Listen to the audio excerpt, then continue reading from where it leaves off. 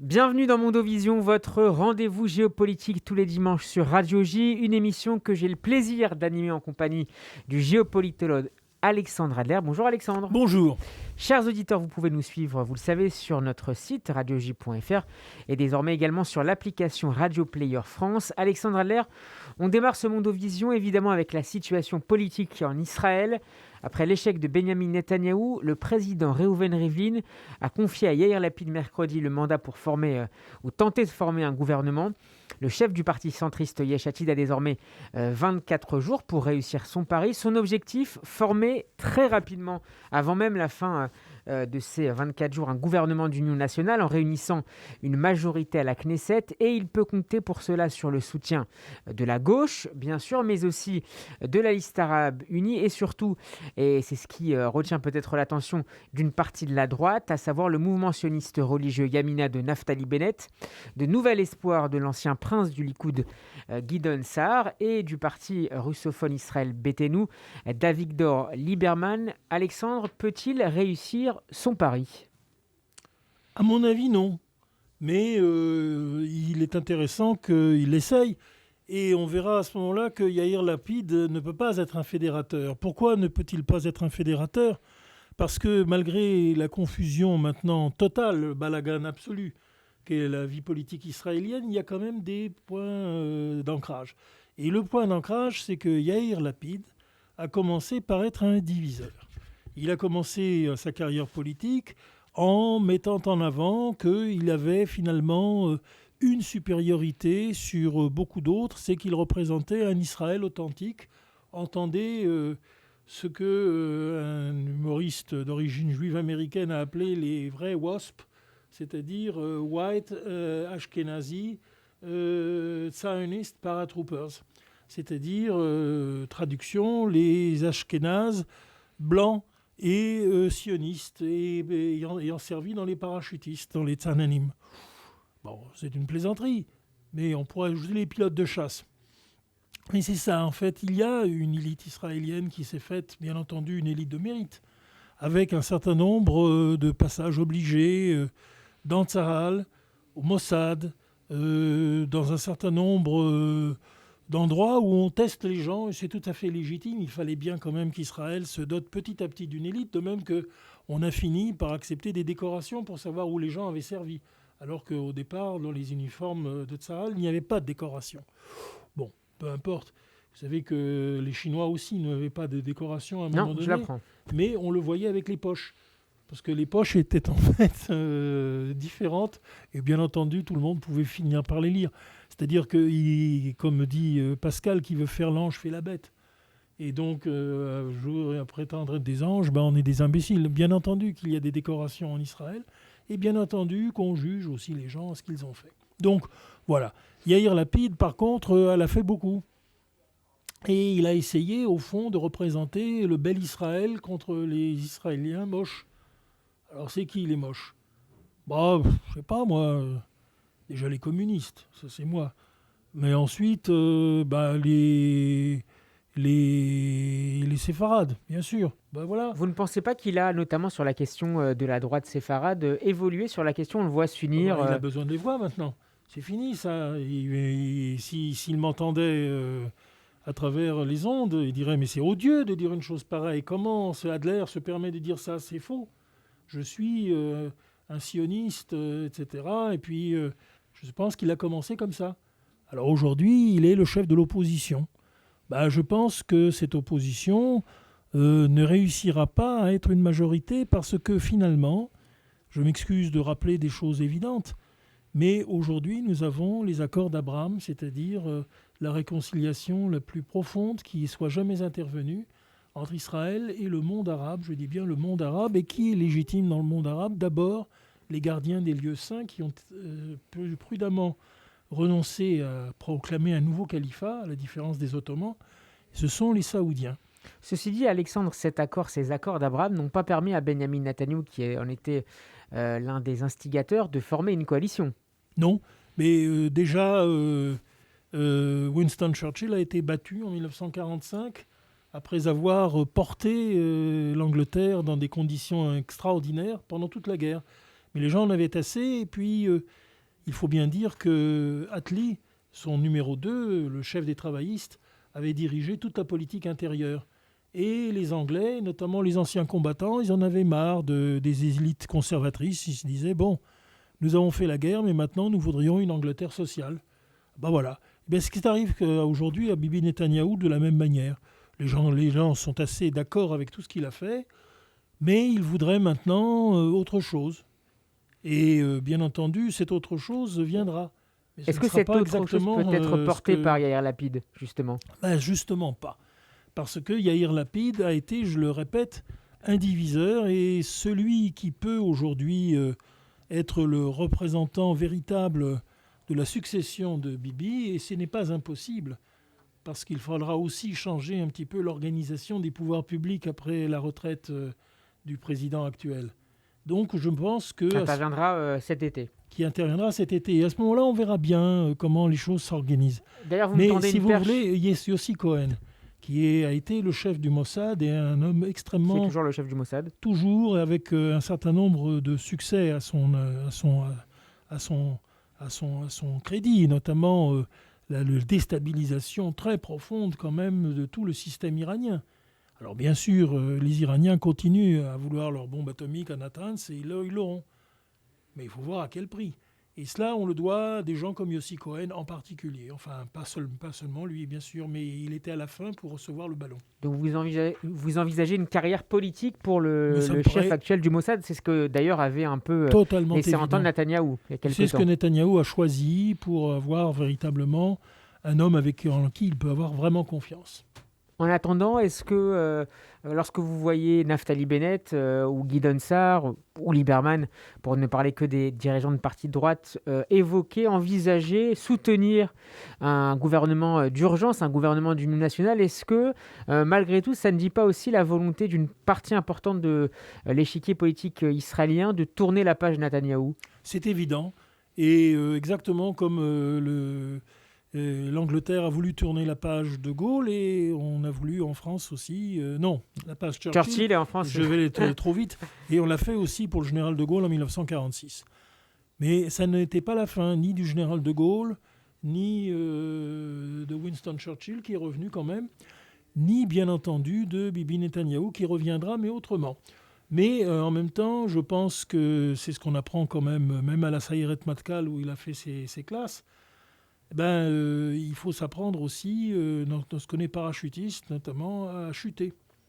C'est-à-dire à ne pas descendre avec son parachute en ayant les deux jambes bien tendues, sinon on peut se les casser. Et lui a compris qu'il fallait se faire un roulé-boulet. Et je pense qu'il a compris aussi qu'en laissant maintenant les choses se faire et se présenter comme impossible, il a des atouts très forts. Il en a un très important. Ça, c'est quelque chose que je connais très personnellement et très précisément. C'est que contrairement à ce que les racistes racontent sur eux, les Arabes n'ont pas plusieurs paroles. Ils n'ont qu'une parole.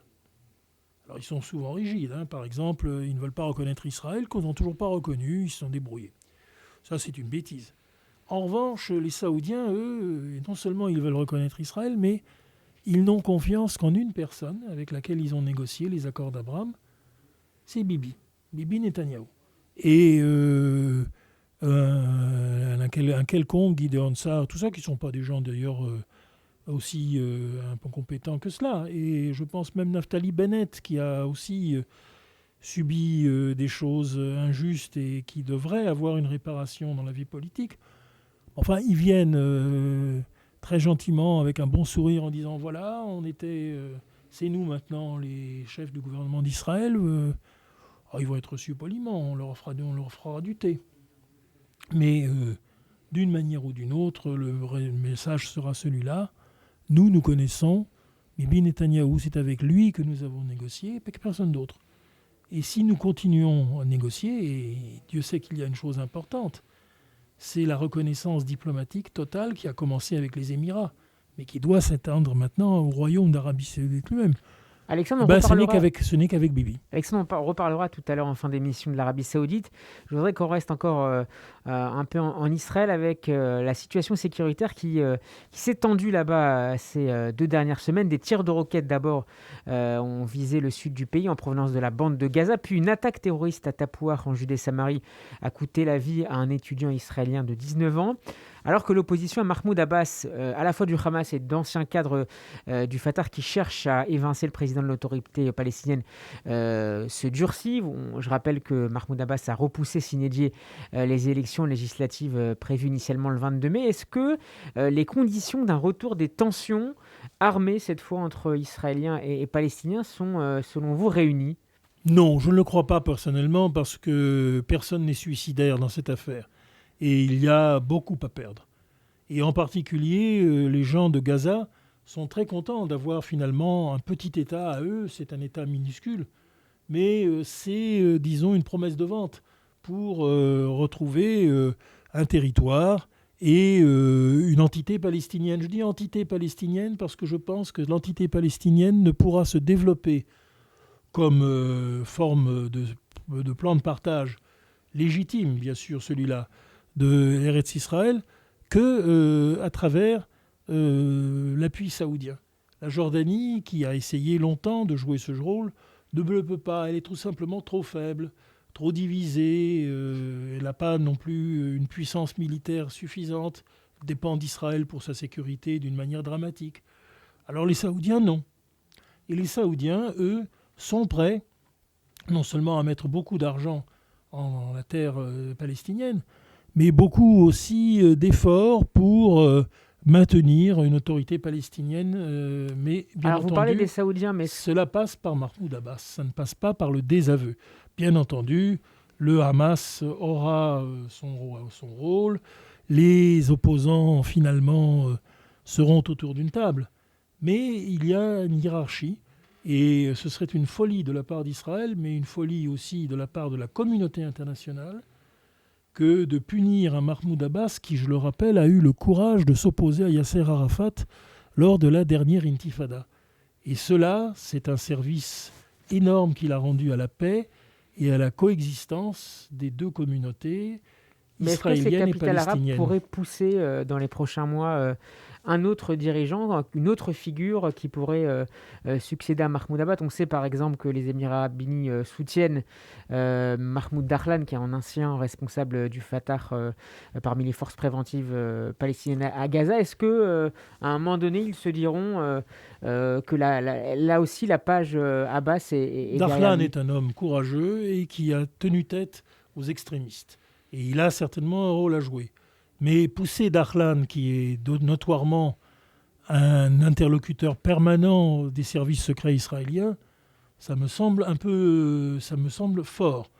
Qu'on lui donne une place, oui, mais qu'on lui donne une place décisive par rapport à Mahmoud Abbas, qui est quand même un politique, ça me semble en revanche impossible. Il faut d'abord et avant tout qu'on reconnaisse qu'une autorité palestinienne régulière, qui a été battue par les élections, par la démagogie, par les attentats, eh bien, finalement, cette autorité régulière restera en place. Alexandre, dans le reste de l'actualité géopolitique de la semaine, il y a ce déplacement jeudi de Jean-Yves Le Drian au Liban, le ministre français des Affaires étrangères, qui ne manque pas de dénoncer l'impéritie des mouvements politiques libanais qui ne parviennent toujours pas à s'entendre pour former un gouvernement. La France qui a restreint l'accès au territoire français de plusieurs personnalités libanaises jugées responsables du blocage politique, et alors que l'association de lutte contre la corruption Sherpa a porté plainte à Paris contre le gouverneur de la Banque centrale du Liban, Riyad Salamé, quel rôle peut jouer la France pour aider le pays du Cèdre à sortir de cette crise politique interminable ?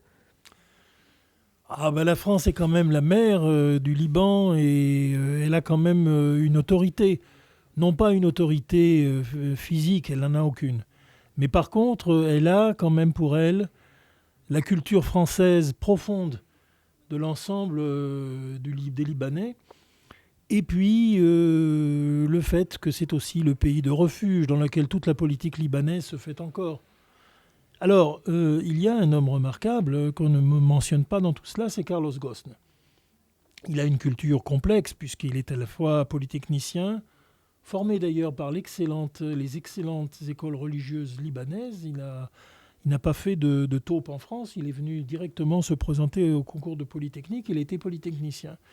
Il a aussi une expérience, comme beaucoup de Libanais, du Brésil, de l'Amérique latine, enfin bref.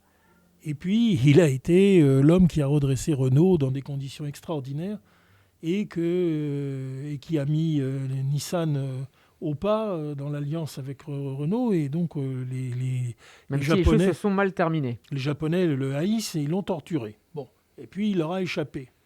Et aujourd'hui, Carlos Ghosn, qui n'a pas été apprécié à sa juste valeur, qui est exceptionnel par la France, Carlos Ghosn est aujourd'hui l'homme politique le plus influent au Liban, parce que c'est un chrétien libanais et c'est, je dirais, la quintessence de ce qu'était la chrétienté libanaise. Vous envisagez une carrière avec politique le patriarche pour Carlos Ghosn, Alexandre Nasrallah Lasfer.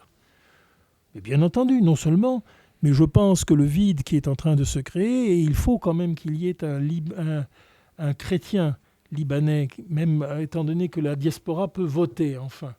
Grande réforme. Eh bien, il va falloir que quand même cette diaspora libanaise qui est présente au Brésil, qui est présente en France, qui est présente un peu partout, vote pour l'avenir du Liban. Et l'avenir du Liban, c'est l'alliance avec Israël, c'est-à-dire l'alliance en fait d'Israël et des chrétiens d'Orient qui s'expriment au Liban. Et cela, je pense que Carlos Ghosn est un homme qui a absolument toutes les cartes en règle pour le faire et je souhaite ardemment qu'il le fasse.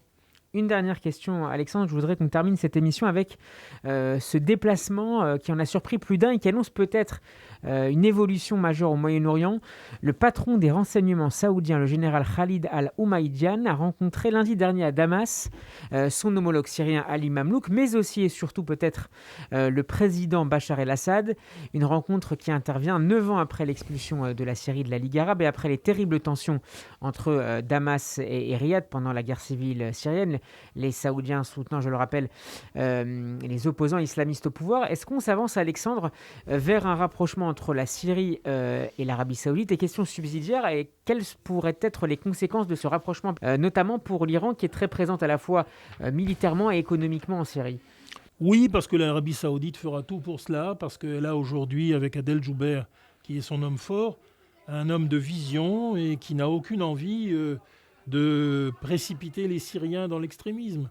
Et on sait très bien que les dirigeants alaouites eux-mêmes ne veulent pas être des suffragants de l'Iran à terme. Ils ne veulent pas. Mais pour cela, il faut les aider. Et comment les aider? Eh bien, il faut trouver différents moyens. Je pense par ailleurs que le territoire syrien va être démembré comme le territoire irakien, car le fait kurde en Irak, quasi-État, est déjà là. Et un fait syrien est en train d'arriver, c'est-à-dire que nous avons Alep et le nord de la Syrie qui regardent bien entendu vers la Turquie, mais aussi vers l'Iran. Et nous avons un sud qui lui-même fait partie de la Terre Sainte.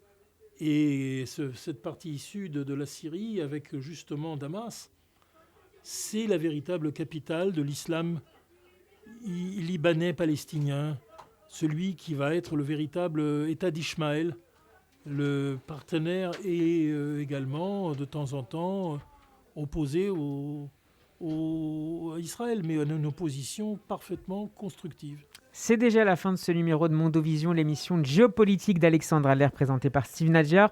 Merci Alexandre d'avoir une nouvelle fois décrypté pour nous cette actualité géopolitique. Merci à vous également, chers auditeurs et auditrices, de votre fidélité. Vous pouvez retrouver cette émission en vidéo sur notre page YouTube, mais aussi en podcast sur notre site radioj.fr, sur Deezer, Spotify, Ocha ou encore Google Podcast. À dimanche prochain pour un nouveau numéro de Mondovision.